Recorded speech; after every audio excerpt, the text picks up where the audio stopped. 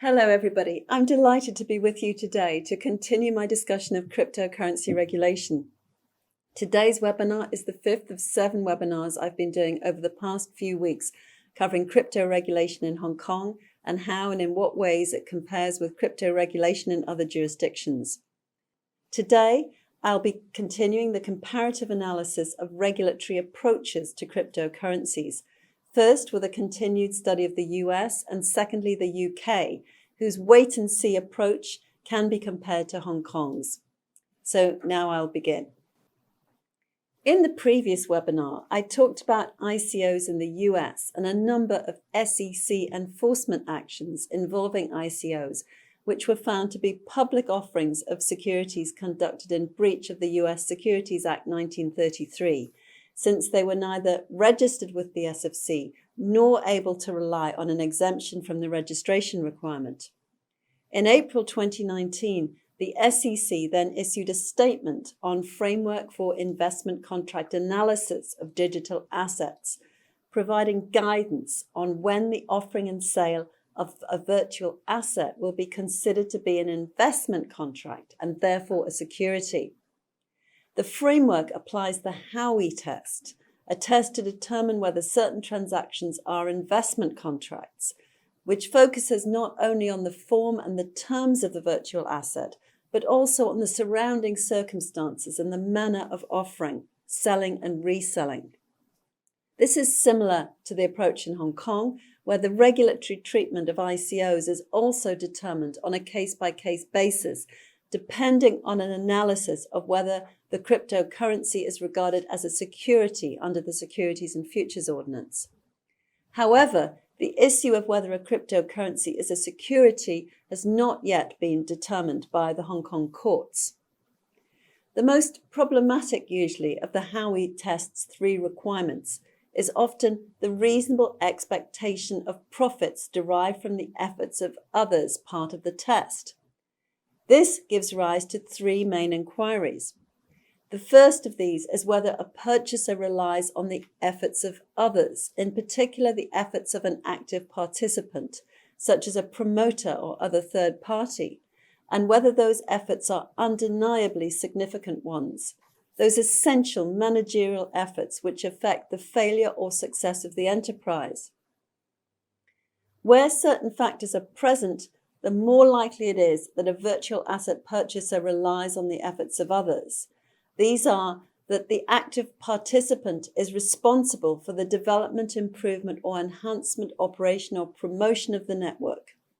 If the network or virtual asset is still in development or not fully functional at the time of the offer or sale, purchasers would reasonably expect an active participant to further develop the functionality of the network or virtual asset.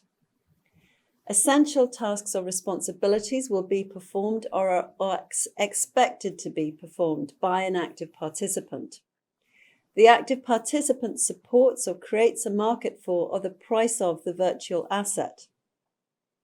The active participant plays a leading or central role in decision-making or judgment exercising concerning the network or characteristics or rights of the virtual assets. Purchasers reasonably expect the active participant to undertake efforts to promote its own interests and enhance the value of the network or virtual asset. The second inquiry relates to the reasonable expectation of profits. Profits can include capital appreciation resulting from the development of the initial investment or business enterprise, or a participation in earnings resulting from the use of purchasers' funds. Examples of characteristics giving rise to a reasonable expectation of profits include, amongst other things, rights for holders of the virtual asset to share in the enterprise's income or profit or to realize gain from capital appreciation of the virtual asset. The opportunity may result from appreciation in the value of the virtual asset that comes at least partly from the operation, improvement, or other positive developments in the network, particularly if there's a secondary market that enables virtual asset holders to realize a gain on reselling their virtual assets. Present or future transferability or tradability of the virtual asset on a secondary market or platform. the purchaser's reasonable expectation that an active participant's efforts will lead to the virtual asset's capital appreciation and the realization of a return. The virtual asset is offered broadly to potential purchasers rather than being targeted at expected users of the goods or services or those with a need for the network's functionality. There's little correlation between the virtual asset's purchase or offering price and the market price of the goods or services that can be acquired in exchange for the virtual asset. The virtual asset is marketed in a way that indicates that the virtual asset is an investment, or that the holders will be investors, or that the proceeds from the sale of the virtual asset will be used to develop the network or virtual asset, and marketing the virtual asset in a way that emphasizes the potential appreciation in the value of the virtual asset, or the potential profitability of the network, or the availability of a market for trading the virtual asset, particularly where the active participant promises to create or support a trading market for the virtual asset.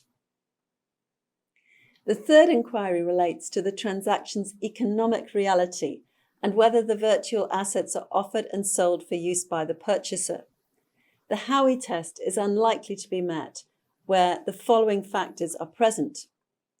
The distributed ledger network and virtual asset are fully developed and operational. The virtual asset can be used immediately for its intended functionality on the network. The virtual asset's design meets the needs of users and does not encourage speculation as to its value or the network's development. The ability of a virtual asset, which is proposed to be a virtual currency, to be used to make payments in different contexts or to act as a substitute for real currency. The ability of the virtual asset to be redeemed within a developed network or platform for the goods or services. The SEC guidance was released in conjunction with a no-action letter which was sent to Turnkey Jet Inc. in April 2019 by FinHub's chief legal advisor, agreeing that the tokens used by the business travel startup were not securities. The reasons given were that the funds raised through token sales would not be used to develop the TKJ platform, network, or app, all of which would be fully developed and operational by the time the tokens were sold. The tokens had an immediate use at the time of the token sale. The token price was fixed at $1. The tokens could only be used for air charter services. Repurchases would only be made at a discount to the token price. Turnkey Jet marketed the tokens in a manner emphasizing their functionality rather than potential increase in value, and the tokens were transferable only to TKJ wallets and not to wallets outside the network. According to FinHub's division head, this decision was easy to reach, as the tokens were clearly not intended to be securities. So what does this mean for ICO issues generally? Well, the restrictions outlined in the no-action letter mean that it's unlikely to be of benefit to most ICO issues. That's where the funds are used to develop the network and the tokens only have a future use. Another company whose ICO in fact fell foul of US security laws was ShipChain, which was fined over $2 million in December 2020 for an ICO it conducted in 2017 to 2018. In Hong Kong, we've had two statements issued by the SFC, one relating to STOs, the March 29 statement on security token offerings, and ICOs, the September 2017 statement on initial coin offerings. However, these are far less detailed than the US SEC statement, and except for virtual assets, which are essentially digital versions of traditional securities, shares, debentures, or interest in a fund, provide no real guidance on the circumstances which are likely to make a virtual asset a security. Although the SFC has given general warning statements about ICOs possibly being regarded as securities offerings, it hasn't specified the particular features which would bring an ICO within the definition of a security. Turning now to the AML-CTF obligations in relation to digital asset activities in the US. In October 2019, the US Commodity Futures Trading Commission, the FinCEN, and the SEC issued a joint statement to remind people engaged in activities involving digital assets of their anti-money laundering and counter-terrorist financing obligations under the Bank Secrecy Act. The Bank Secrecy Act, or BSA, applies to financial institutions such as futures commission merchants and introducing brokers who are required to register with the US Commodities Futures Trading Commission, CFTC, money services businesses as defined by FinCEN, and broker-dealers and mutual funds who have to register with the SEC. In the case of financial institutions subject to the BSA, the AML-CTF obligations extend to digital asset activities. In the US, where a person falls within the definition of a financial institution, that person's AML-CTF obligations under the Bank Secrecy Act will be overseen by either the US CFTC, the FinCEN, or the SEC, depending on the activities carried out by the financial institution in question. For example, the AML-CFT activities of a money services business will be overseen by the FinCEN, while the AML-CTF activities of a futures commission merchant will be overseen by the Commodities Futures Trading Commission, the Financial Crimes Enforcement Commission, and the National Futures Association. For those who are not regulated, who I'll refer to as unregulated individuals and entities, the digital assets must be carefully analysed in order to assess whether the digital assets are regulated financial assets and whether the digital asset activities would cause them to meet the definition of a financial institution under the BSA. Brokers who don't typically deal with transactions in securities need to carefully analyse whether the digital assets they transact with are considered securities. The SEC outlined in the joint statement that it is ultimately the facts and circumstances underlying the asset, activity, or service, including its economic reality and use, that determines the general categorisation of an asset, the regulatory treatment of the activity, and whether the people involved are financial institutions for the purposes of the Bank Secrecy Act.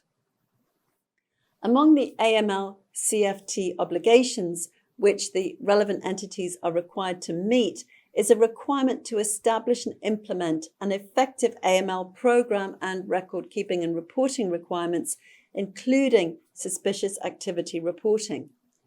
The joint statement notes that a key factor used to determine whether and how a person must register with the CFTC, FinCEN, or the SEC is the nature of the digital asset-related activities that a person engages in. For example, certain commodity-related activities may trigger registration and other obligations under the Commodity Exchange Act, while other activities which involve a security may trigger registration and other obligations under the federal securities laws of the US.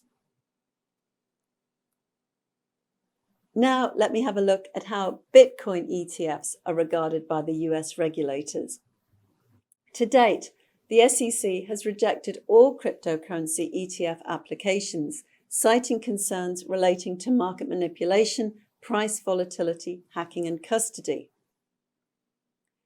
Bitwise would have been the first ever Bitcoin ETF had it been approved by the SEC. However, in 2020, Bitwise Asset Management withdrew its application with the SEC for its proposed Bitcoin ETF.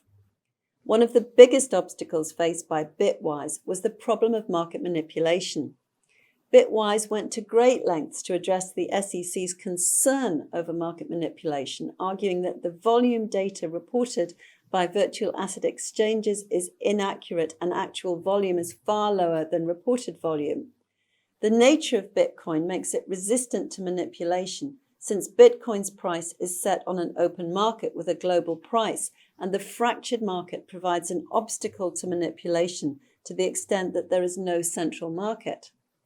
Bitwise also emphasized that concerns regarding custody can be dealt with using cold storage, which involves the creation of private keys on devices not connected to the internet and offline storage, pointing out that none of the Bitcoin hackings involved cold storage, and further pointed to the existence of regulated, insured third-party custodians. Nevertheless, the SEC rejected Bitwise's application, although the SEC did say that it was going to review the rejected application. However, Bitwise Asset Management still withdrew its application, but said that they remain committed to developing a Bitcoin exchange-traded product. Following the recent price surges in Bitcoin, there's been renewed interest in Bitcoin ETFs. On the 30th of December 2020, Van Eck filed an application with the SEC for the Van Eck Bitcoin Trust, which would invest in Bitcoin. This is Van Eck's third application to date, with the last proposal being a Bitcoin futures ETF.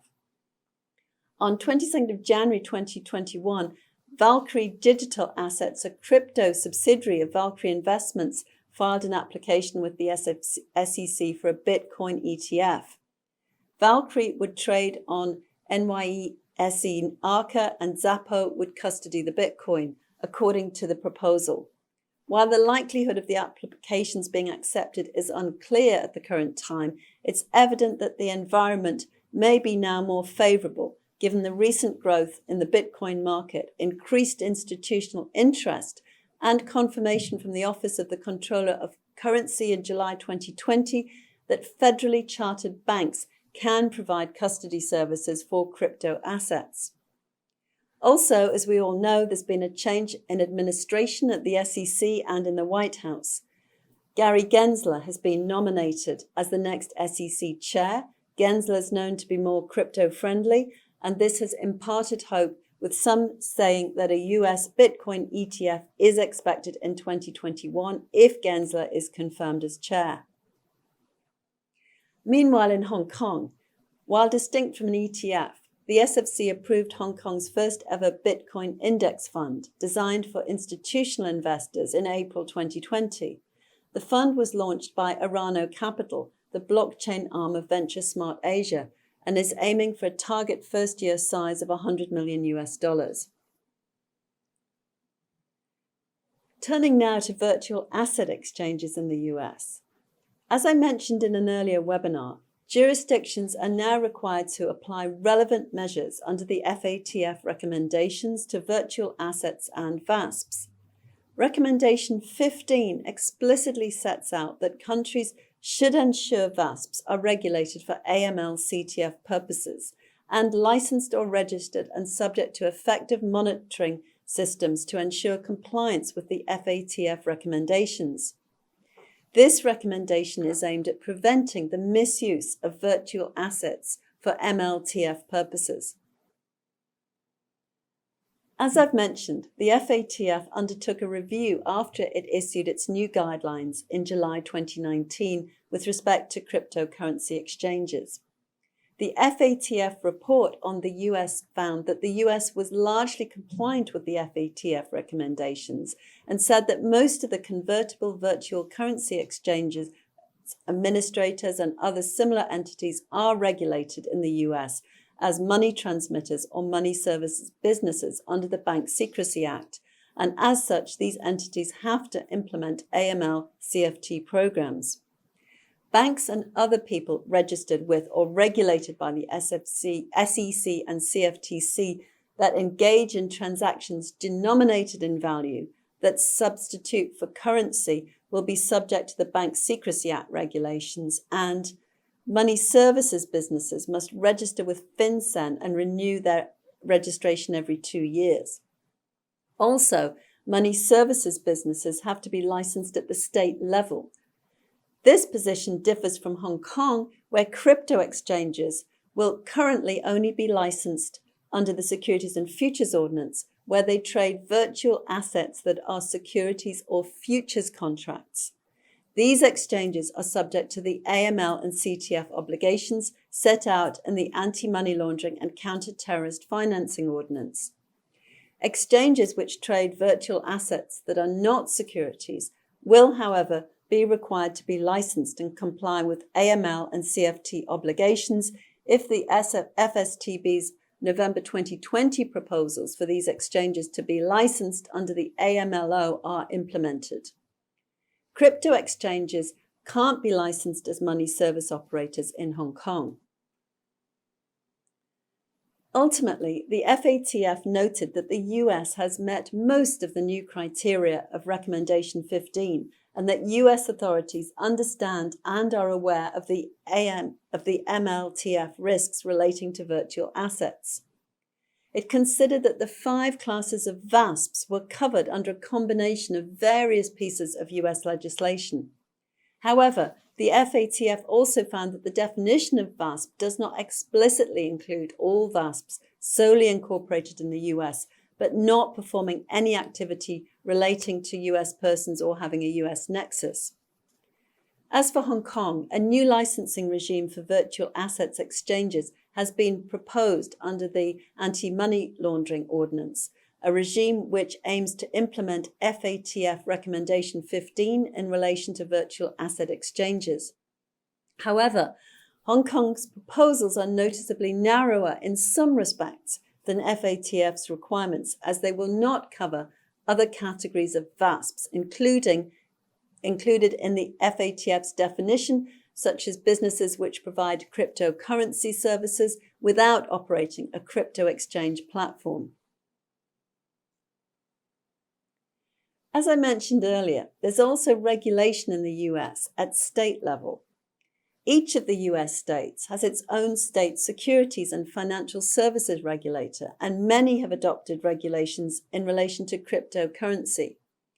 New York has been the most active in terms of regulation, requiring any person, whether an individual or a company, engaging in virtual currency business activity to obtain a BIT license. Virtual currency business activity can fall into one of 5 types of activities involving New York or New Yorkers. First, receiving virtual currency for transmission or transmitting virtual currency.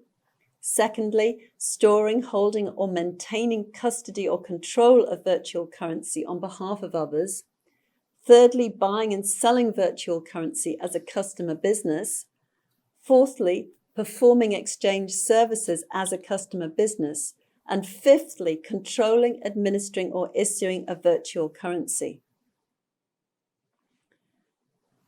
In the state of New York, virtual currency is defined as any type of digital unit that is used as a medium of exchange or a form of digitally stored value, and is broadly construed to include digital units of exchange that 1, have a centralized repository or administrator, 2, are decentralized and have no centralized repository or administrator, or 3, may be created or obtained by computing or manufacturing effort. This definition specifically excludes digital units that are used solely within online gaming platforms, have no market or application outside of those gaming platforms, can't be converted into or redeemed for fiat currency or other virtual currency, and may or may not be redeemable for real-world goods, services, discounts, or purchases. It further excludes digital units as part of prepaid cards and digital units that can be redeemed for goods, services, discounts, or purchases as part of a customer reward program with the issuer, but can't be converted into or redeemed for fiat currency or virtual currency. This is broadly comparable to Hong Kong's definition of virtual assets. Licensees are also required to satisfy certain compliance requirements, including a minimum capital requirement and anti-money laundering and know your client obligations. Entities that hold virtual currencies for third parties have to hold them on trust with an approved custodian. Depending on their activities, entities holding a BIT license may also be required to obtain a New York money transmission license. As of the 19th of June 2020, the state of New York had 25 regulated entities, including Hong Kong-based Zappo Holdings, which was granted a BIT license in June 2018. The BIT license has been controversial, and a number of crypto businesses left the state, citing overly burdensome disclosure requirements and regulatory requirements. This sentiment compares to the current regulatory requirements for the licensing of trading platforms and exchanges in Hong Kong, which have also been viewed as excessively burdensome. And as I've mentioned, the first license for a crypto exchange was only granted in December 2020. A final point on legislation at the state level in the US is that it differs from state to state, which means that businesses with customers in multiple states have to comply with a number of inconsistent and often burdensome state money transmission laws.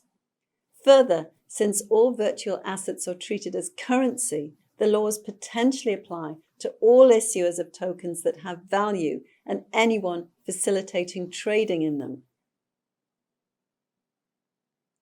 Finally, I'm going to briefly touch on a proposed piece of legislation in the US, the Cryptocurrency Act of 2020, which was introduced in Congress in March 2020. The aim of the Act is to clarify which federal agencies regulate which type of crypto assets, and to require those agencies to clarify licensing conditions and registration requirements. To date, the only progress is a referral of the bill to the Committee on Financial Services and the Committee on Agriculture. It's also important to point out that media reports have suggested that this proposed act should not be considered a serious legislative attempt, as it lacks thorough understanding of the current legislative regime. The bill defines crypto commodity, cryptocurrency, and crypto security, proposing that the CFTC be the primary regulator of crypto commodities, the FinCEN and the controller of the currency be the regulators of cryptocurrencies, and the SEC be the regulator of crypto securities and synthetic stablecoins. The bill also proposes that FinCEN should issue rules to require each cryptocurrency, including synthetic stablecoins, to allow for the tracing of transactions in the cryptocurrency and persons engaging in such transactions in a manner similar to that required of financial institutions with respect to currency transactions. Also, FinCEN should, quote, carry out audits of each reserve-backed stablecoin to ensure that each stablecoin is fully backed by currency issued by the US or a foreign government, unquote. On the topic of stablecoins, the US President's Working Group on Financial Markets issued a statement on key regulatory and supervisory issues relating to stablecoins on the 23rd of December 2020, saying that stablecoin arrangements must comply with applicable US legal, regulatory, and oversight requirements, and emphasizing that providers have to meet all applicable AML CFT obligations before products are brought to market. As for the regulation of stablecoins in Hong Kong, they generally fall outside the scope of the SFC's regulatory ambit. However, the FSTB's proposed definition of virtual assets specifically provides for the inclusion of stablecoins. So provided that the virtual asset business falls under the definition of VASP, the licensing regime will apply. Turning now to the UK, a jurisdiction which has generally adopted a wait-and-see approach to the regulation of cryptocurrencies. The UK Financial Conduct Authority's consultation paper, Guidance on Crypto Assets, was released in January 2019, and final guidance on crypto assets was published in its policy statement later that year, in July 2019, on the extent of FCA regulation of activities relating to virtual assets and providing much-needed guidance to market participants. According to the UK Crypto Assets Task Force report of October 2018, however, the number of UK firms carrying out virtual asset activities at that time was relatively small compared with other jurisdictions. A key aspect of the FCA guidance is its categorisation of virtual assets. The FCA identified 3 principal types of virtual assets, while stressing that these categorizations are neither mutually exclusive nor exhaustive. First, e-money tokens. cryptocurrencies meeting the electronic money regulations definition of e-money. That is, an electronically stored monetary value that represents a claim on the issuer. Issued on receipt of funds for the purpose of making payment transactions accepted by a person other than the issuer and not excluded by Regulation 3 of the EMRs. These tokens are subject to the electronic money regulations, and firms have to ensure that they have the correct permissions and follow the relevant rules and regulations. Secondly, security tokens, tokens that provide rights and obligations similar to instruments regulated under the UK securities laws, such as shares, debentures, and collective investment schemes. Also, unregulated tokens. These encompass any token that doesn't meet the definition of e-money tokens or security tokens. This would include utility tokens and exchange tokens, which fall outside the scope of UK regulation. However, where an FCA authorised firm carries on activities in an unregulated crypto asset, it's possible that some FCA rules, such as the Principles for Business and the individual conduct rules under the Senior Managers and Certification regime, may apply to those unregulated activities in certain circumstances. Cryptocurrencies are most likely to be regulated as shares, debt instruments, warrants, certificates representing securities, and units in collective investment schemes. The FCA notes that virtual assets vary widely in terms of the rights they grant to holders and use, recognizing that they can be used as a means of exchange. However, the UK does not regard virtual assets as a currency or money, as has been previously stated by the Bank of England and the G20 finance ministers and central bank governors. In his 2018 speech, The Future of Money, Bank of England Governor Mark Carney noted that crypto assets are too volatile to be a good store of value. They're not widely accepted as a means of exchange, and they're not used as a unit of account. In Hong Kong, as I've mentioned, virtual assets are also not considered to be currency, but are virtual commodities. So let's focus on regulated tokens in the UK, in particular security tokens, which provide rights and obligations similar to specified investments under the Regulated Activities Order, excluding e-money, such as shares, debentures, or units in a collective investment scheme. Whether or not a virtual asset is a specified investment depends on its particular characteristics, although the FCA has recognized that most crypto assets are not specified investments. Factors indicative of a virtual asset being a specified investment and therefore regulated by the FCA include, but aren't limited to, the contractual rights and obligations the holder has by virtue of holding or owning the virtual asset, any contractual right to profit share, such as dividends, revenues, or other payments or benefits in kind, any contractual right to ownership in or control of the issuer or other relevant person, for example, by way of voting rights, the language used in relevant documentation, for example, the term white paper that suggests the virtual assets are intended to function as an investment, whether the virtual assets are transferable and tradable on virtual asset exchanges or any other type of exchange or market, a direct flow of payment from the issuer or other relevant party to holders of virtual assets may be an indicator that the virtual asset is a security, although an indirect flow of payment, such as profits or payments derived exclusively from the secondary market, would not necessarily indicate the contrary.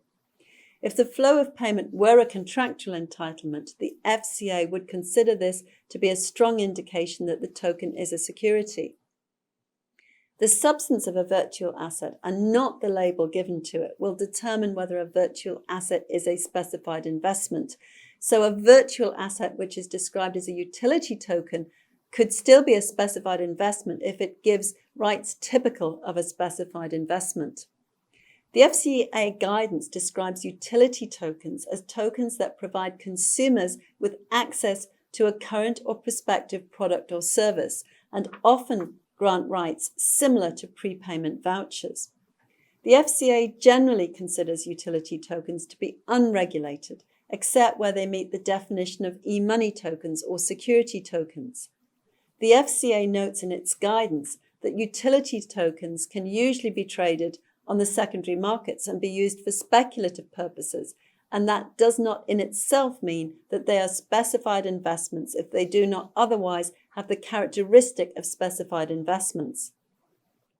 Virtual assets are most likely to fall within certain categories of specified investments: shares, debt instruments, warrants, certificates representing securities, units in collective investment schemes, and rights and interests in investments. So I'll now have a look at the most relevant categories of specified investments applicable to tokens. So shares.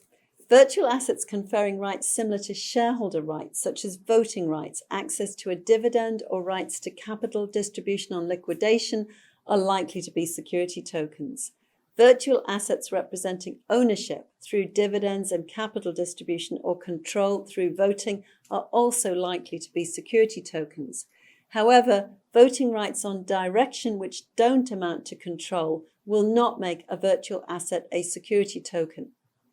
The FCA gives the example of a virtual asset which gives the holder the right to vote on future ICOs the firm will invest in and no other rights, as being unlikely to be considered a share, since the voting rights don't give control-like decisions on the future of the firm. Transferable securities. The 2019 FCA guidance on crypto assets set out the position as to when tokens may be considered transferable securities under the EU's MiFID. That was the Markets in Financial Instruments Directive. The UK has onshored provisions of MiFID after Brexit, including the regulation of investment services and activities in relation to financial instruments. The categories of financial instruments under MiFID, including transferable securities, have been onshored to the UK under the UK's Regulated Activities Order. For a token to be considered a transferable security, it has to be negotiable on the capital markets. That means it must be capable of being traded on the capital market. As such, tokens that give rights like ownership and control and are capable of being tradable on a capital market are likely to be considered transferable securities.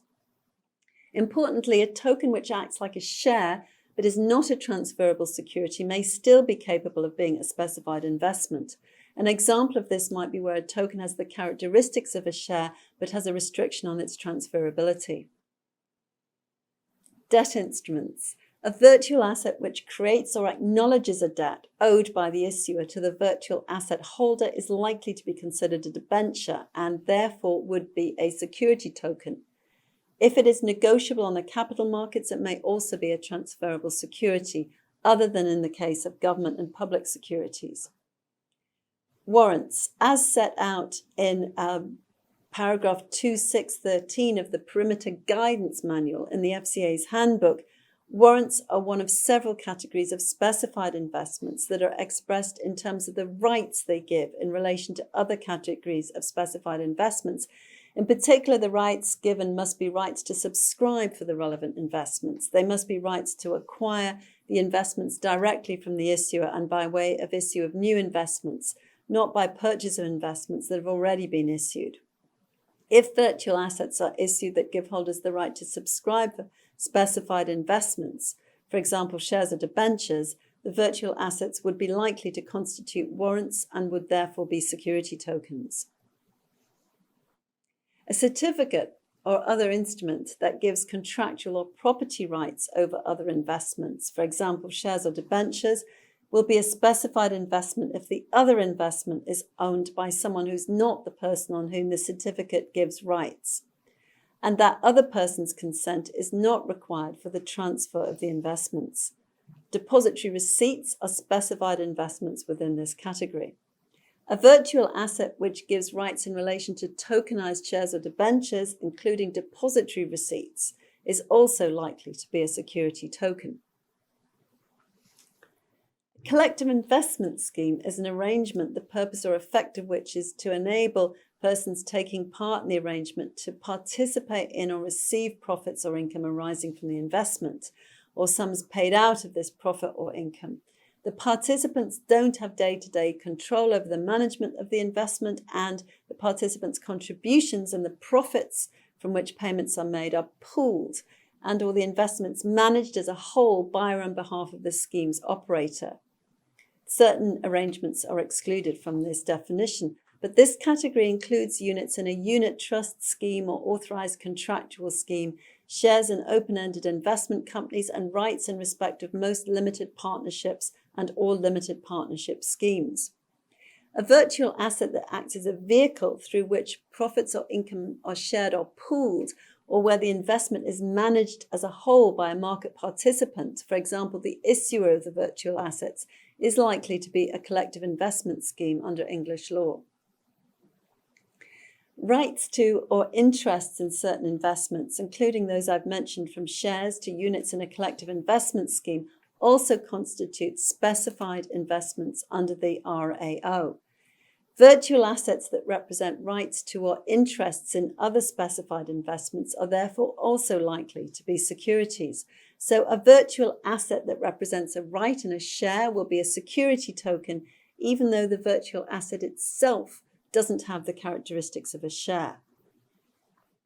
Products that reference virtual assets like derivative instruments are also likely to be specified investments as options, futures, or contracts for difference under the RAO.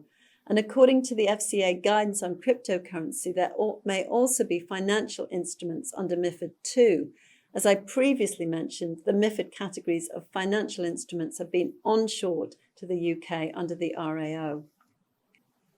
Many of the categories of specified investments I've just mentioned broadly overlap with the different categories of securities under the SFO in Hong Kong: shares, debentures, structured products, regulated investment products, and collective investment schemes. So in many senses, the UK's approach to regulated tokens, in this case security tokens, is quite similar to Hong Kong's regulatory approach.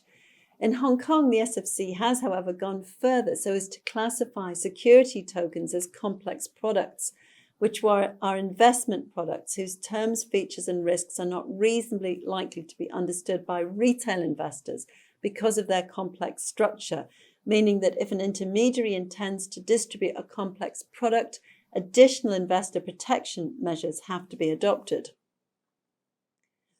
In the same way, in October 2020, the FCA in the UK expressed a similar view with a ban on the sale of crypto derivatives to retail consumers. This decision followed a consultation in July 2019 on rules to address harm to retail consumers from the sale of derivatives and exchange-traded notes, referencing certain types of crypto assets. The FCA said that they considered these products to be ill-suited to retail consumers due to the underlying assets having no reliable basis for valuation, the prevalence of market abuse and financial crime in the secondary market for crypto assets, the extreme volatility and inadequate understanding by retail consumers. PS 2010, an FCA policy statement, was then issued in October, and the ban came into effect on the 6th of January 2021, with the FCA estimating that it would save retail investors around £53 million a year in losses and fees. It's interesting that around 97% of respondents to the consultation actually opposed the ban, arguing that the underlying assets do have intrinsic value and retail investors do have the ability to assess them. Others, particularly retail investment advocates, did not agree and welcomed the ban, saying that crypto trading adverts targeting unsophisticated investors had gone too far. In Hong Kong, there's been no outright ban on crypto derivatives, but the SFC has recognised and cautioned against the risks relating to crypto derivatives, you'll remember in its December 2017 circular. Licensed exchanges are prohibited from offering or trading crypto futures and crypto derivatives, despite already being restricted to providing trading services only to professional investors. Similar restrictions are likely to apply to exchanges licensed under the proposed new regime for exchanges trading cryptocurrencies that are not securities. The UK FCA became the AML and CTF supervisor for businesses carrying on crypto asset activities in the UK on the 10th of January 2020.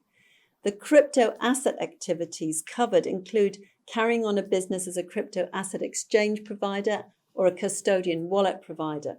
The term crypto asset exchange provider covers a range of businesses, including exchanging, arranging, or making arrangements for the exchange of crypto assets for money or for another crypto asset, and operating crypto asset ATMs. The definition also covers issuers or creators of crypto assets through initial coin offerings or initial exchange offers. So that brings me to the end of this presentation. As I mentioned earlier, this is part 5 of a 7-part webinar series. Part 6 will be on the 19th of February and will continue the comparative analysis of regulatory approaches to crypto. You're most welcome to join me. You can find the link to register on our website, charltonslaw.com.